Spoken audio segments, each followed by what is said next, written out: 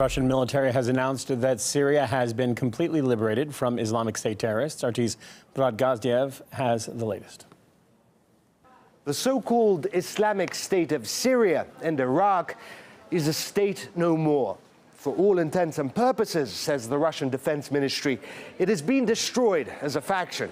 There are still hotspots and isolated pockets, Vladimir Putin added, but with the liberation of the West Bank of the Euphrates River, ISIS is done 799 days after Russia got involved in September 2015, when ISIS was arguably at its peak.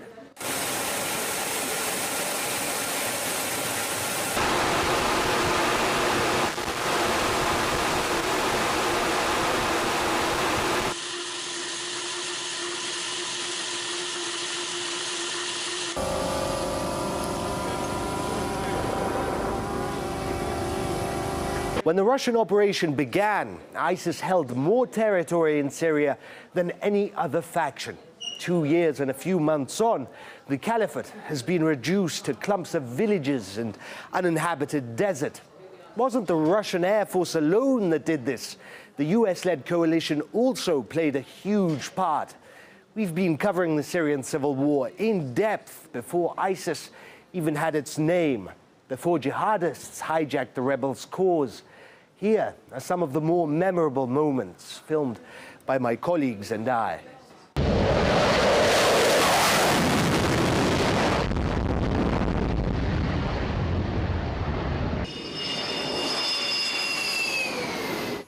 This is the airbase in Latakia from which Russian jets are launching their sorties against Islamic State targets here in Syria. Whether it's 3 in the morning, 12 in the afternoon or dinner time, the pilots are ready to go at a moment's notice.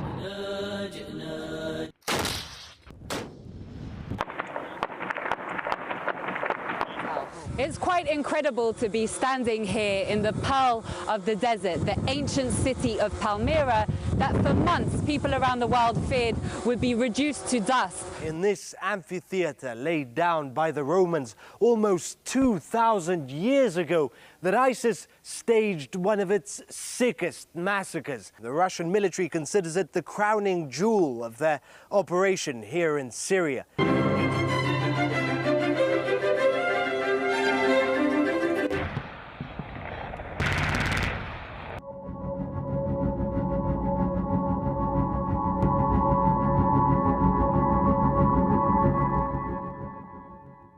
You can see here just some of the impressive military hardware that ISIS have in their possession that has made the battle for Palmyra so tough. We're extremely close to ISIS positions, less than 2 kilometers away.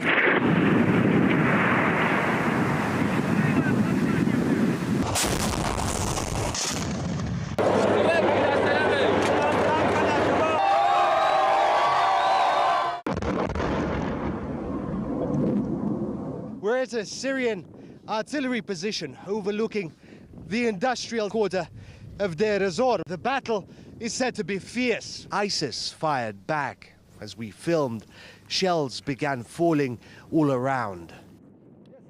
We ran, but the Syrian batteries kept firing. Life in Deir ez-Zor is still far from normal, but at least they won't be starving to death anymore.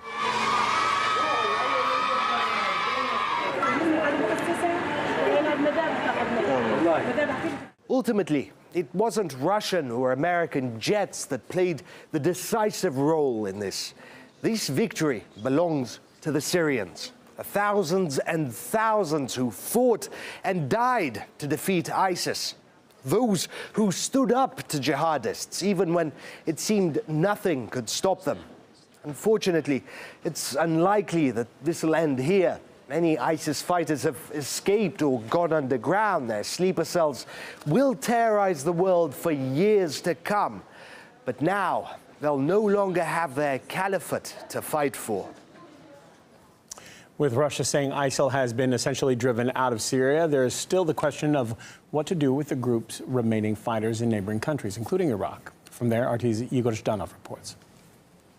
Russia has effectively expressed its outright willingness to join the US-led coalition against ISIL, the very same coalition that has been conducting airstrikes against terrorists both in Syria and Iraq. Now, of course, Russia is yet to hear back from Washington on this, but Donald Trump has already made a statement, and a rather peculiar one, in relation to Russia's announcement today. The US president has praised the fact that, quote, ISIL has been knocked out of Syria and knocked out of Iraq. And just geographically speaking, this may leave one wondering where ISIL has been knocked out to, because ISIL can't really flee to, say, Saudi Arabia or to Iran or to Jordan. ISIL only flees either from Iraq to Syria or vice versa, and we've already seen such cases. For example, when Washington was pounding ISIL in Mosul, they ran over the border and became a pain in the neck for both Russian and Syrian forces.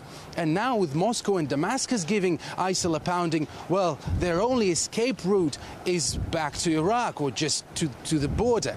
And so this, I should say, fluid situation kind of stresses the need of cooperation between the two militaries, between the Russian and the US military.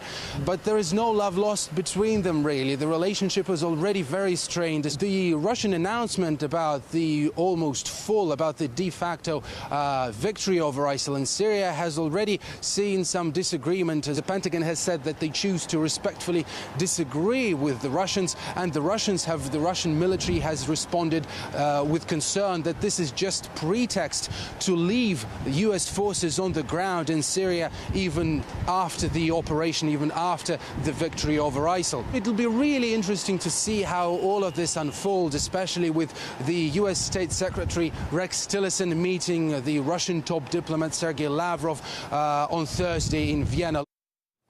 Ivan Eland, Senior Fellow and Director of the Center on Peace and Liberty, gave us his thoughts on what is next for Syria following ISIL's defeat.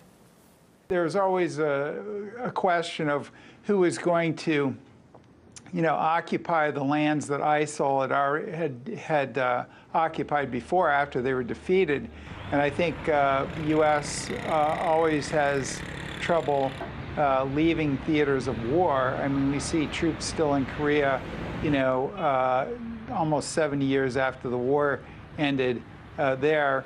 And we see troops still in Europe after the Cold War is over. So I think I predicted that the U.S. would probably stay around in Syria with the help of the Kurds, of course. And so they don't want to give that territory back to the Assad regime in Syria.